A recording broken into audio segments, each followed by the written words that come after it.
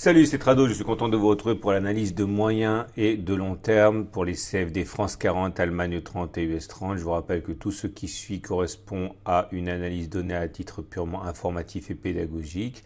Il n'y a aucune incitation à acheter avant quoi que ce soit. Vous devez vous rapprocher d'un professionnel pour savoir si l'utilisation des CFD à risque limité correspond bien à votre profil d'investisseur. Alors forcément, la semaine que l'on a passée interpelle, la baisse a été très très forte. On va prendre les données de long terme pour avoir une image assez large de ce qui se produit. Comme vous pouvez le voir sur ce graphe en données mensuelles, donc chaque bougie correspond à un mois de cotation. La bougie est achevée, donc elle est définitive puisqu'un nouveau mois commence pour lundi. Comme vous pouvez le voir, on avait un support hypothétique potentiel ici qui était compris entre 5641 et 5491. C'était une zone de résistance qui a été cassée et qui donc théoriquement devait devenir support. Ça n'a pas fonctionné cette fois-ci. Cette fois-ci, ça fonctionne généralement, mais pas toujours. Et là, effectivement, c'est une situation où ça n'a pas fonctionné. Le graphe montre que le support a été enfoncé sans aucun ménagement. Ce qui veut dire que notre prochain support sur ces données mensuelles est bien plus bas. Ici, c'est une zone qui nous a préservé de la baisse en décembre 2018. C'est une zone comprise entre 4732 et 4560 à peu près. On n'a absolument aucune idée, aucune garantie d'y aller, mais en tout cas, c'est sur cette zone normalement que les prochains intérêts acheteurs pour des unités de long terme devrait se réveiller. La tendance donnée par la moyenne mobile à 50 périodes, la moyenne mobile à 20 périodes montre que la tendance est toujours haussière sur les unités longues puisque vous voyez, nous sommes toujours au-dessus de la moyenne mobile à 50 semaines qui monte et la moyenne mobile à 20 semaines a été enfoncée mais elle demeure quand même plate et pas baissière. La tendance est haussière mais extrêmement fatiguée. Il en faudrait pas beaucoup pour que l'inversion se fasse à présent, mais regardez ce qui s'est passé précédemment. Cette moyenne mobile à 50 semaines a quand même fait des miracles lors des attaques précédentes. Il a fallu quand même s'y reprendre à 2 fois en janvier 2019 pour la reconquérir, mais la moyenne mobile à 50 mois est quelque chose de solide historiquement parlant. Statistiquement, ça devrait donner un petit peu de fil à retordre au baissier. En tout cas, vous l'avez compris, il faut se tourner vers les unités de temps hebdomadaires pour avoir une idée un petit peu plus claire de ce qui se passe. Malheureusement, de tendance haussière, il n'y a plus sur l'unité de temps hebdomadaire. Nous sommes en dessous de la moyenne mobile à 20 semaines, en dessous de la moyenne mobile à 50 semaines. La tendance n'est pas encore baissière à proprement parler, parce que pour qu'elle le fût, il faudrait que les moyennes mobiles à 50 et 20 soient plutôt baissières, au moins la moyenne mobile à 50 semaines. On va dire que là, la tendance est plutôt neutre. Mais si on doit chercher un peu de réconfort, il faut savoir qu'on est sur un support. C'est une zone ici qui est importante et qui a été déjà l'objet de rebond. Je vais le mettre en gris pour que on ait un code couleur différent. Mais en tout cas, voilà, c'était une résistance. Ça a été cassé, ça a changé de polarité. C'est pour ça qu'on a rebondi dessus une fois, 2 fois, 3 fois, 4 fois. Absolument aucune idée de ce qui va se passer pour la 5e fois. Il faut simplement savoir que cette zone a déjà fait ses preuves par le passé. Ceux qui s'intéressent à de l'investissement de moyen terme dans un swing trading de quelques semaines pourraient être intéressés par cette zone comprise entre 5204 et 5101 à peu près. Maintenant, il faut bien comprendre que la situation actuelle est particulière avec des effets liés au coronavirus qui sont absolument pas maîtrisés. On ne peut pas savoir si la réaction sur ce support sera de même nature que lors des attaques précédentes qui n'avaient pas une dimension psychologique, sanitaire, économique équivalente. Mais en tout cas, il y a fort à parier pour que cette zone suscite l'intérêt au moins provisoire de certains traders. En tout cas, on retiendra que la tendance n'est plus haussière en données hebdomadaires alors qu'elle est toujours en tendance mensuelle et qu'on se rapproche d'un support. Un petit détour du côté de l'Ichimoku quand même, puisque c'est un indicateur extrêmement fiable qui pourrait nous donner une lumière différente. Comme vous pouvez le voir, nous sommes dans le nuage de l'Ichimoku en données hebdomadaires. À partir de là, la tendance est neutre, ce qui confirme en fait tout ce que l'on a dit précédemment. Sur les données hebdomadaires, on n'est plus en tendance haussière, on est plutôt en tendance neutre à présent.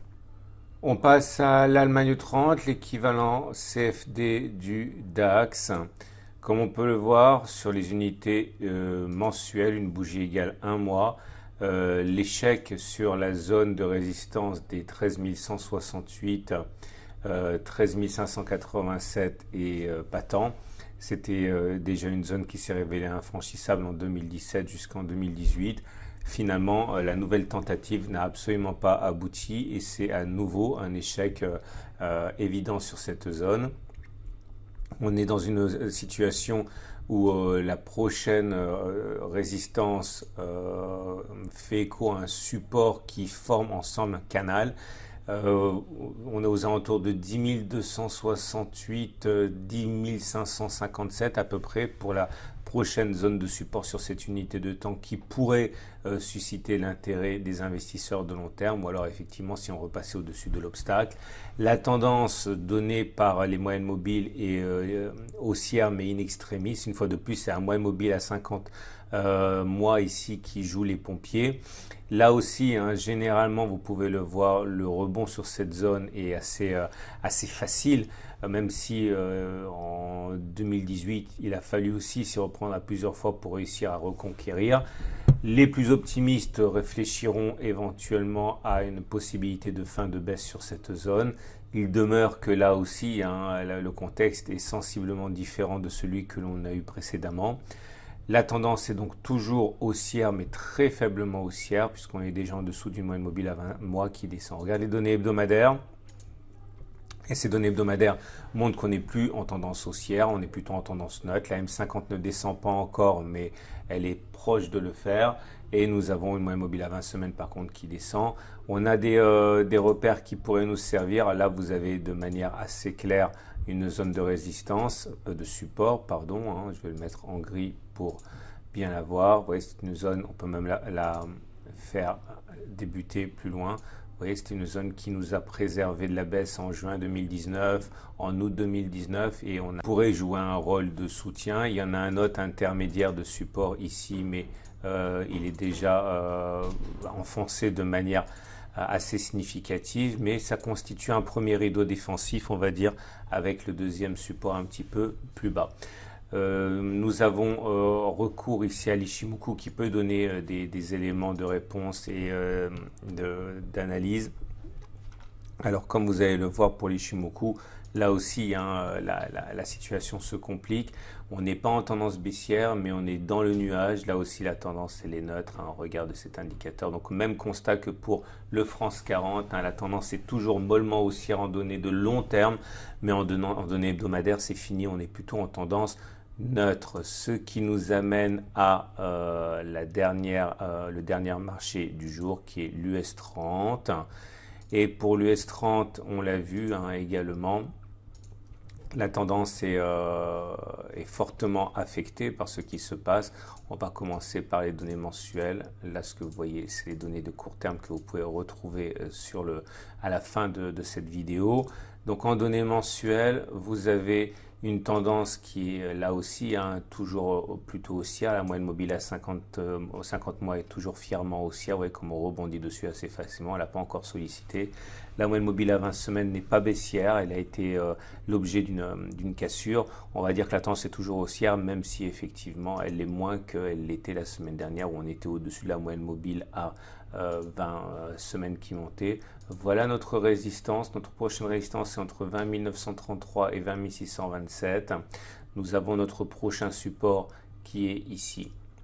Et ça nous donne une zone comprise entre 23 330 et 21 520 à peu près. Ce qui veut dire aussi que si on devait la chercher, il n'y a absolument aucune garantie qu'on y aille, mais si on devait la chercher, on pourrait s'attendre à une baisse comprise entre 10% et 17% avant d'avoir du soutien massif du côté des investisseurs de long terme hein, qui commenceront sans doute à rentrer sur cette zone.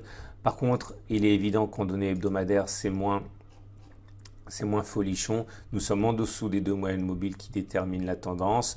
Donc on n'est plus en tendance haussière, on est en tendance neutre. Elles ne sont pas vraiment baissières, ces moyennes mobiles à 50 et à 20 semaines. Mais bon, on va dire que c'est un début de mouvement, de changement de tendance. Vous avez là aussi, en fin de semaine, une sollicitation des supports.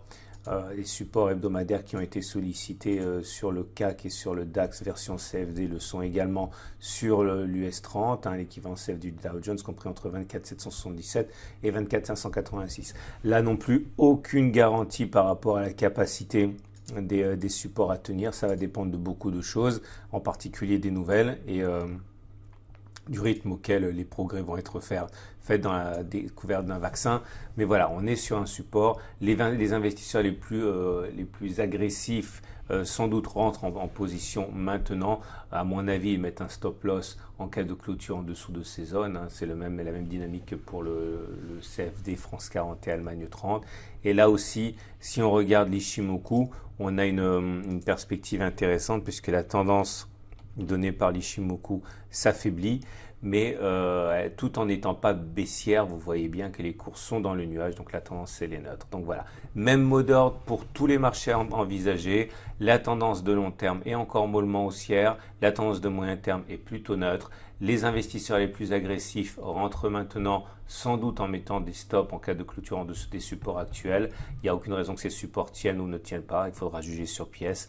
Par contre, les investisseurs de long terme attendent sans doute des niveaux un petit peu plus intéressants à présent. Je vous invite à regarder à la fin de cette vidéo l'analyse de la préparation de la semaine de trading. Je vous souhaite une excellente journée et à très vite pour une autre analyse technique.